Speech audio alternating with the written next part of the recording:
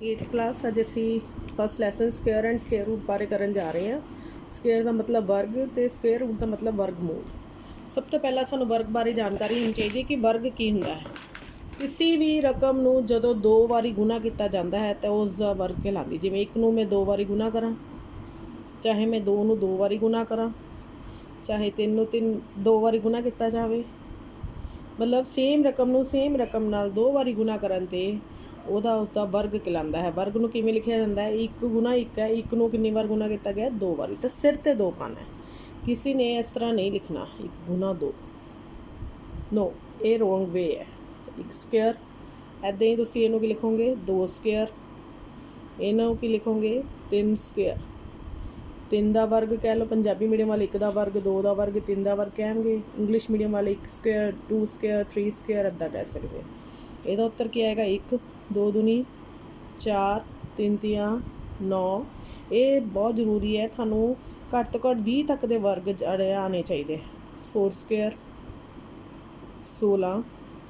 इसी तरह 5 गुना 5 5 square that is 25। ठीक है। इसी तरह 6 इंटू 6 मैं थानू 10 तक दे लिख रही हाँ। ये तुसी एक चार्ट एक्टिविटी बना सकते हो, एक चार्ट के उत्ते लगा के अपनी कॉपी के अगे लगा लेना। ये बहुत जरूरी है, थानू ये आने चाहिए क्योंकि जोड़े आप अगे सवाल कढ़ांगे उन्होंने इन्हां पहाड़ियां दी एक एकम एक, दो दूनी चार, तीन तीन नौ, चार चौके 16। इन्हां पहाड़ियां दी सानू बहुत जरूरत पैन वाली है। ये जरूरी है कि थानू तुसी कोशिश करनी है कि 20 तक दे याद करो, क्योंकि कई सवालों के 20 तक के बहुत इंपॉर्टेंट सवाल होंगे जोड़े आपू फिर ज़्यादा मेहनत नहीं करनी पैंदी उन्होंने निकालने लिए। 10 गुना 10 ये आ गया 10 का वर्ग दैट इज़ 100। एक गल होर दसदा, इन्हां सारी संख्यावां नूं पूर्ण वर्ग संख्यावां कहंदे हन। ये किहड़ी संख्यावां हुंदियां ने? पूर्ण वर्ग। पूर्ण वर्ग किहड़ियां हुंदियां संख्यावां? परफेक्ट स्क्वेयर्स, जिहड़ी कि सेम रकम नूं सेम रकम नाल गुना करके बनदियां हन। जिवें 25 है, 5 नूं 5 नाल गुना करके बनी है 25 is a perfect square, 36 is a perfect square, 49 is a perfect square. इन्हां विचकार जिहड़ी रकमां ने वो कोई भी पूर्ण वर्ग नहीं होवेगी।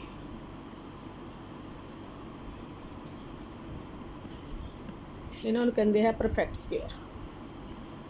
ते इन्हां विचकार जिवें 2 ते 3 आंदा वो कदे भी पूर्ण वर्ग नहीं होवेगी। इसी तरह इन्हां इहदे विचकार आंदी है 5 6 7 8, ये कदे भी पूर्ण वर्ग नहीं हो सकती। Is it okay? तो एक गल याद रखनी है, किसी भी संख्या का, ये तो 10 तक के पूर्ण वर्ग लिखे है, कल नूं वड्डी रकमां दे भी वर्ग आएंगे।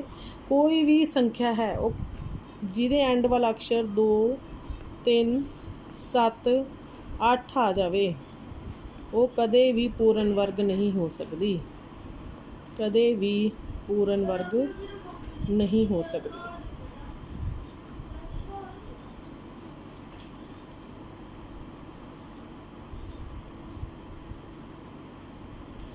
Never be a perfect square.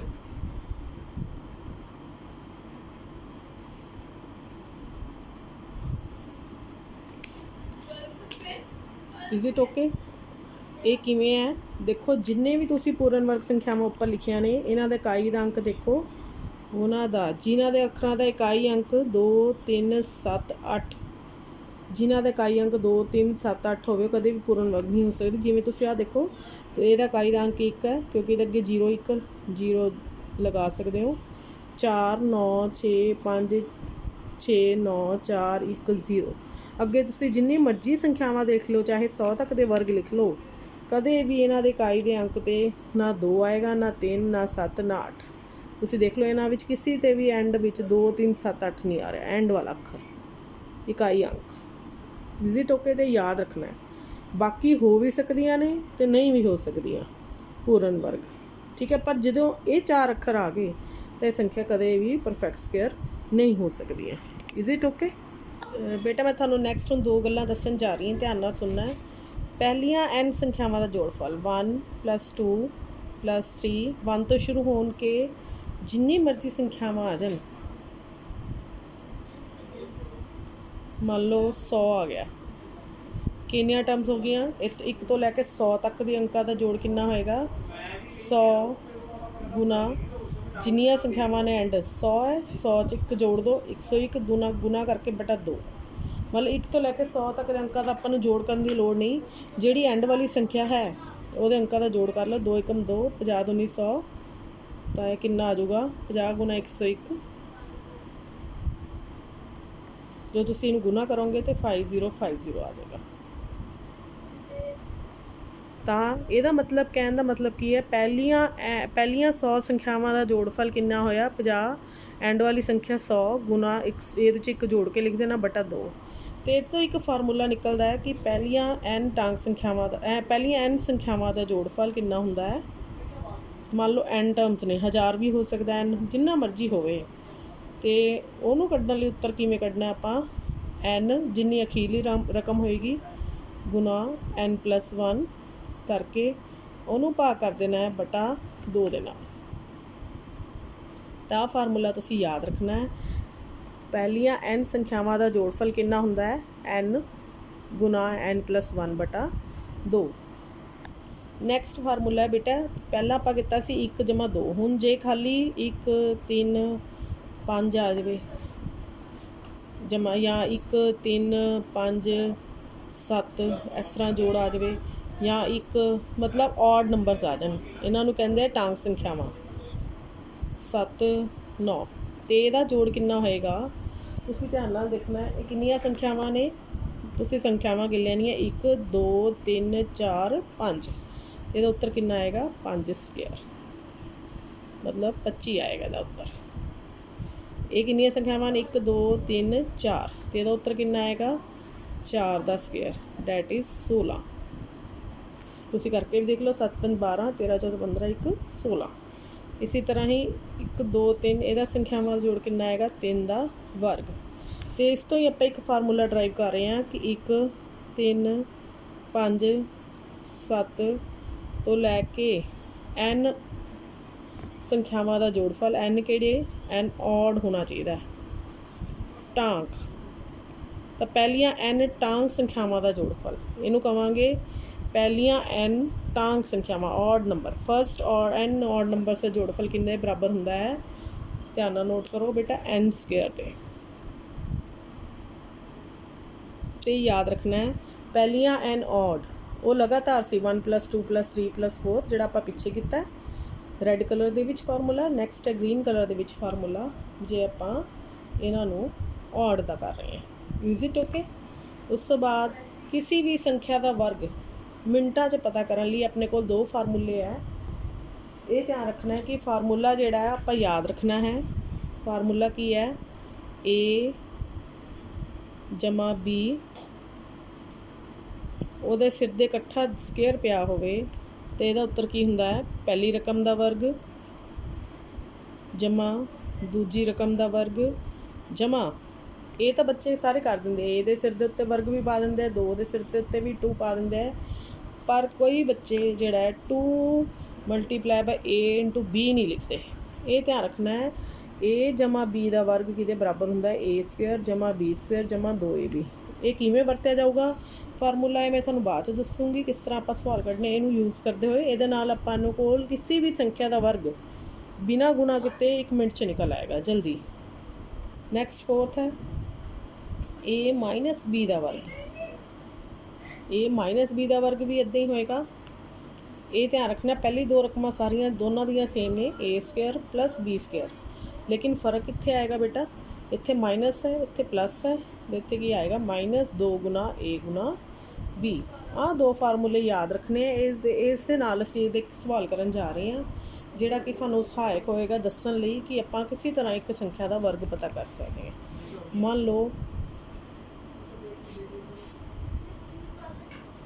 99 का वर्ग पता करो।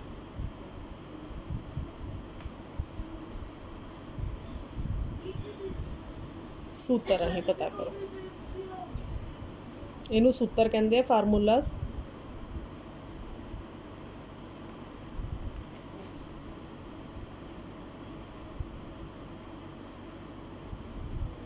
Find the square of 99 using formula.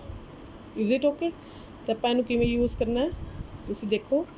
वैसे तो 99 स्क्वायर का की मतलब है, 99 इंटू 99 ਆਪਾਂ ਸਿੱਧੀ ਗੁਣਾ ਵੀ ਕਰ ਸਕਦੇ ਹਾਂ, ਲੇਕਿਨ ਉਹਨੂੰ ਜ਼ਿਆਦਾ ਟਾਈਮ ਲੱਗਦਾ ਹੈ।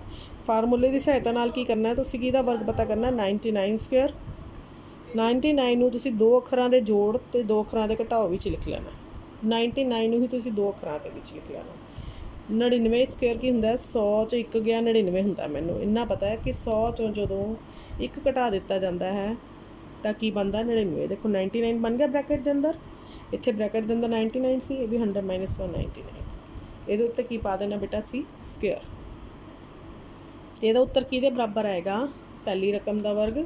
ਜਿਵੇਂ ਆਪਾਂ ਫਾਰਮੂਲਾ ਕੀਤਾ ਸੀ ਇਹ 'ਚ ਮਾਈਨਸ ਵਾਲਾ ਸਵਾਲ, ਆ ਦੇਖੋ ਪਹਿਲੀ ਰਕਮ ਦਾ ਵਰਗ ਜਮਾ ਦੂਜੀ ਰਕਮ ਦਾ ਵਰਗ ਲਿਖ ਦੇਣਾ, -2 ਇੰਟੂ A ਇੰਟੂ B ਲਿਖ ਦੇਣਾ।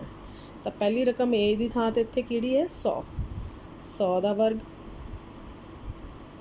ਜਮਾ ਦੂਜੀ ਰਕਮ ਦਾ ਵਰਗ ਲਿਖ ਲੈਣਾ, 1 ਦਾ ਵਰਗ। ਉਸ ਤੋਂ ਬਾਅਦ ਮਾਈਨਸ ਪਾ ਕੇ ਕੀ ਲਿਖਣਾ ਸੀ, 2 ਮਲਟੀਪਲਾਈ 2 ਤਾਂ ਆਉਣਾ ਹੀ ਆਉਣਾ ਹੈ, ਮਲਟੀਪਲਾਈ ਬਾਏ ਅੰਦਰ ਵਾਲੀ ਦੋਨੋਂ ਰਕਮਾਂ। A ਇੰਟੂ B ਸੀ ਇੱਥੇ, ਦੇਖੋ A ਦੀ ਥਾਂ 'ਤੇ 100 ਅਤੇ 1।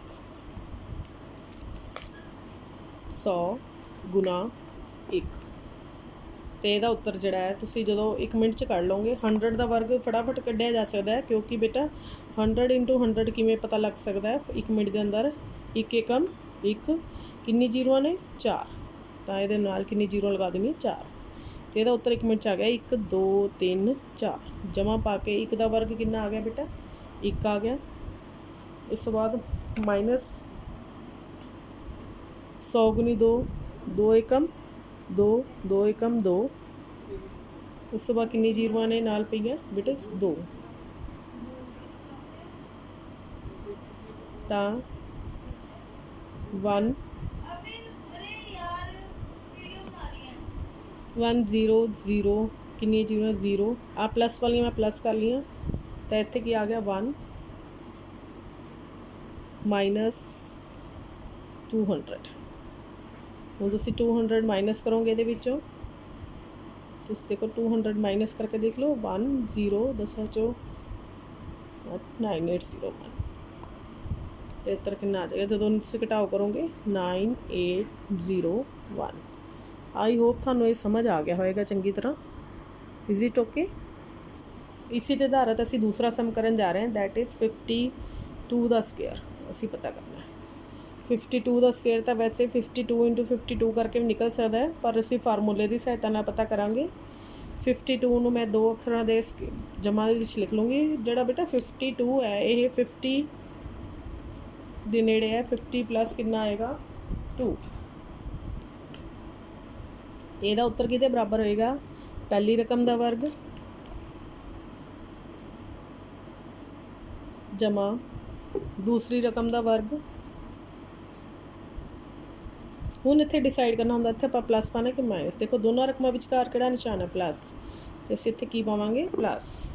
ਅਤੇ ਤੁਹਾਨੂੰ ਦੱਸਿਆ ਸੀ ਇਹਦਾ ਉੱਤਰ ਕਿਹਦੇ ਬਰਾਬਰ ਹੋਏਗਾ, 2 multiply by 50 multiply by that is 2। ਤਾਂ 1 ਮਿੰਟ ਦੇ ਵਿੱਚ ਸਾਡੇ ਕੋਲ ਆਨਸਰ ਆ ਜਾਏਗਾ ਇਹਦਾ।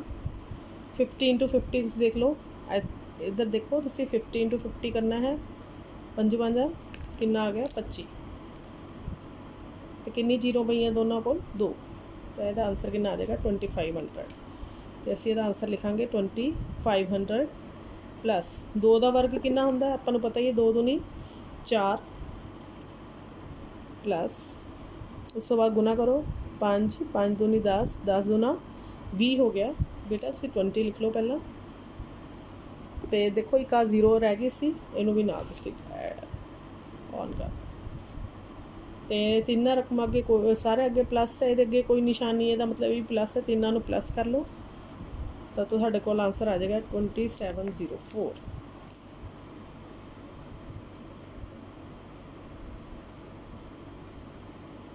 ਆਈ ਹੋਪ ਤੁਹਾਨੂੰ ਮੇਰੇ ਕਰਵਾਏ ਹੋਏ ਸਵਾਲੇ ਸਮਝ ਆ ਗਏ ਹੋਣਗੇ। Thank you.